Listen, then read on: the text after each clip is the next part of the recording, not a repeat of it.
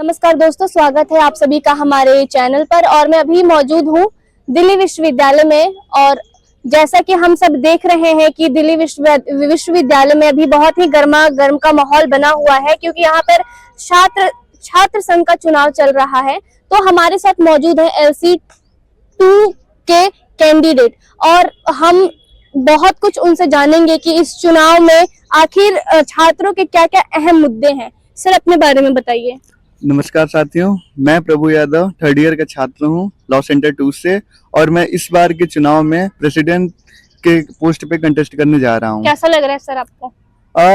मैं बताऊं तो मैं पहले चुनावी माहौल में आना नहीं चाहता था, लेकिन मैंने ये देखा कि जो भी हैं लोग, वो जो भी छात्र हैं हमारे, उनके हितों को पूरा नहीं कर पाते हैं। तो उनके लिए मुझे स्टैंड लेना पड़ा, इसलिए मुझे इस चुनावी माहौल में आना पड़ा है। सर, तो आपका कोई प्रीवियस एक्सपीरियंस है चुनाव का? जैसा आप कह रहे कि आपको इंटरेस्ट नहीं था। जी, इसके पिछले वाला चुनाव जो है वो हम लोगों ने ही लड़के और हमारे कैंडिडेट को जिताया था, जिसमें हमने छात्र हितों के लिए बहुत कुछ किया था, प्रोटेस्ट किया था, जिसमें हंगर स्ट्राइक किया था, जिसमें हमारे कई साथी जो हैं वो हॉस्पिटलाइज हुए थे। सर, कितने दिनों का था आपका हंगर स्ट्राइक? ये करीब 4 दिन का था। 4 दिन का था, जिसमें हम सक्सेसफुल रहे। हाँ, और छात्र हितों के लिए हमने किस्मेट ड्राइव भी स्टार्ट किया था। और आपको ये भी बता दूं कि सिर्फ हमने इस फैकल्टी में ही रह के सीमित नहीं रहा हूँ, हमने बाहर भी जाकर जो भी स्लम एरियाज हैं वहां पर जितने भी वुमेन्स हैं, छोटे छोटे बच्चे हैं, उनके लिए, जैसे वुमेन्स के लिए हमने सैनिटेशन के लिए सैनिटरी पैड का डिस्ट्रीब्यूशन किया, और हमारे छोटे जो भाई बहन हैं उनके लिए हमने ज्योमेट्री बॉक्स और कॉपी पेंसिल का वो डिस्ट्रीब्यूशन किया था कि वो अपना पढ़ सके। जो भी आप लोग मतलब इस यूनिवर्सिटी के ही अंदर नहीं, आप लोग मतलब बाहर भी मतलब समाज सेवा में अपना योगदान दे रहे हैं? जी जी। तो इसके लिए प्रेरणा कहाँ से आई कि नहीं, मतलब अपने क्षेत्र में ना रहकर उससे आगे भी मतलब आप लोग काम कर रहे हैं? जी, एक्चुअली हम बहुत बड़े परिवार से नहीं आते, हम लोग भी मध्यम परिवार से ही आते हैं। तो हमारी जो कम्युनिटी है, हम लोग देखते हैं कि हमारे जो छोटे हैं, मतलब भाई बहन, वो कैसे रहते हैं, उनके लिए हम क्या कर सकते हैं। अगर हम यहाँ तक पहुंचे हैं तो उनको यहाँ तक कैसे ला सकते हैं, इसके लिए ये थोड़ी सी प्रेरणा मुझे मिलती है।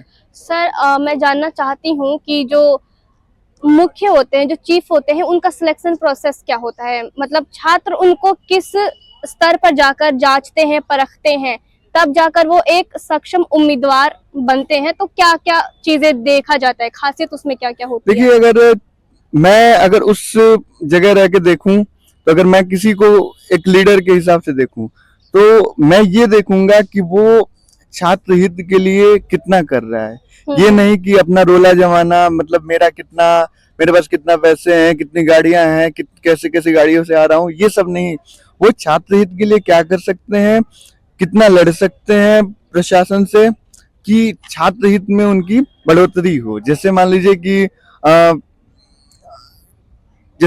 कि कोई भी प्रॉब्लम हो, ठीक है, पढ़ाई में हो गया, किस्मेट का हो गया, तो इसमें अगर नहीं कुछ हो पा रहा है, या फिर स्पोर्ट्स हो गया, यहाँ पे क्या होता है कि स्पोर्ट्स नहीं होता है, तो स्पोर्ट्स भी कराने की जरूरत है, क्योंकि कुछ बच्चे होते हैं जिनको स्पोर्ट्स में आगे जाने की एक इच्छा रहती है, लेकिन वो नहीं पूरा कर पाते हैं। किसी को कल्चरल में जाने के रहते हैं, लेकिन वो नहीं करवाते हैं।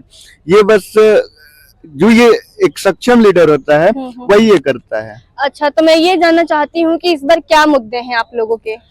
अब मेरे जो मुद्दे हैं, मैं अपने कुछ मुद्दे आपको गिना दूं। एक तो LC2 को शिफ्ट किया जा रहा है द्वारका, जो कि मैं ये मुद्दा उठाया हूँ कि LC2 को शिफ्ट नहीं होने दिया जाएगा। क्योंकि यहाँ पे एक्सपोजर है। अगर द्वारका चला जाएगा तो फिर यहाँ पे बच्चों को एक्सपोजर नहीं मिलेगी, क्योंकि यहीं पे आपका डिस्ट्रिक्ट कोर्ट है, सुप्रीम कोर्ट है, हाई कोर्ट है, सब बगल में है, और अच्छा खासा यहाँ पे नॉर्थ कैंपस का एक्सपोजर है। और मेरा जो दूसरा मुद्दा है वो है इंटर्नशिप सेल का। इसमें क्या है कि जो फर्स्ट जनरेशन लॉयर होते हैं उनको कनेक्शन उतना नहीं रहता है उनके पास, तो मैं इंटर्नशिप सेल खुलवाने का यहाँ पे ट्राई कर रहा हूँ, ताकि उनको डायरेक्टली यहाँ से इंटर्नशिप मिल सके। और आपको ये बता दूं कि थर्ड मेरा जो है वो है प्लेसमेंट सेल। यहाँ पे क्या होता है कि बच्चे तो आ जाते हैं LLB करने, लेकिन आगे LLB करने के बाद हम क्या करें, उनको प्लेसमेंट नहीं मिलती, तो प्लेसमेंट सेल यहाँ की जो है इनएक्टिव है, तो वो एक्टिव हमको करवाना है। और जो है चौथा मुद्दा वो है लड़कियों के लिए common room. Okay. Common room यहाँ पे नहीं है लड़कियों के लिए कि वहां पे जाके बैठ के अपना हर एक चीज सुख दुख जो है वो है अपना बात कर सके, तो वो हम लोग खुलवाएंगे। बाकी यही मेरे कुछ मुद्दे हैं। मीन्स कि दिल्ली यूनिवर्सिटी के छात्र जो है वो भी मतलब इस यूनिवर्सिटी में बहुत तरीके की कमियों को देख रहे हैं। तो सर मैं अगर यहाँ पे इंफ्रास्ट्रक्चर की बात करूँ, तो सेफ्टी की बात करूँ, तो वुमेन सेफ्टी की बात करूँ, तो कैसा हालात कैसे हैं यहाँ के? वुमेन सेफ्टी तो यहाँ पे ठीक है, हालात तो इसके खराब नहीं है जहाँ तक मुझे दिखता है। अच्छा ये बताइए कि जब आप सब ये इलेक्शन करवाते हैं, जब ये शुरू होता है, तो इसमें मतलब कितने पैसे लगते हैं? क्योंकि पैसे भी तो आप लोग काफी खर्चा करते होंगे प्रचार करने के लिए, मतलब लोगों को लाने के लिए, ठीक है? तो मतलब कितना बजट बन जाता है आप लोगों का अराउंड? मतलब पूछना चाहती हूँ बस। देखिए, अगर कोई सच्चा लीडर होता है जिसको काम करने की एक मंशा रहती है कि नहीं हम काम करेंगे, उनके साथ लोग खुद ही जुड़ते हैं। तो उसमें क्या है कि जब लोग खुद ही जुड़ते हैं तो उसमें आपको पैसे लगाने की जरूरत नहीं होती। जैसे मैं हूँ एक मध्यम परिवार का लड़का, ठीक है, तो मेरे साथियों ने कुछ लीडरशिप क्वालिटी देखी जिसके चलते ये खुद ही चंदा लगा के कुछ पैसे दे के हमको लड़वा रहे हैं। क्यों? क्योंकि उनको पता है कि ये कुछ आगे जाके करेगा। तो मेरे पास ना तो 4 व्हीलर है ना तो कुछ है, मैं नॉर्मली एक दोस्त की बाइक से ही घूमता हूँ, लोगों से मिलता हूँ, उनकी जो है कमियों को पूरा करता हूँ, उनको सुनता हूँ। और बता दूं कि अगर करने को तो जिसके पास पैसे हैं वो 4 व्हीलर लाते हैं, अपना रोला दिखाते हैं, बैंड बाजा हर एक चीज ला के दिखाते हैं।